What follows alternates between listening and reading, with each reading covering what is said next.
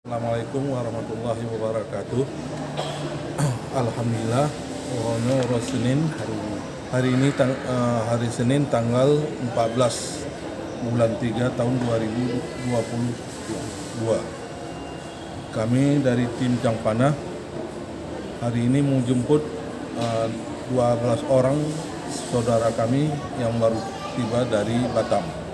Sebenarnya dari Malaysia pihak Batam, dan hari ini untuk malam ini tiba di Kuala Namu yang akan kami jemput dan kami fasilitasi mobilnya untuk berangkat ke Aceh.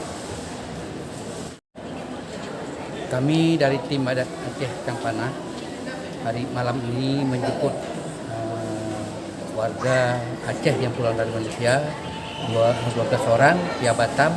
Insya Allah sebentar lagi kira-kira jam 8.20 akan tiba di Kuala Namu. Insya Allah kami akan fasilitasi mereka.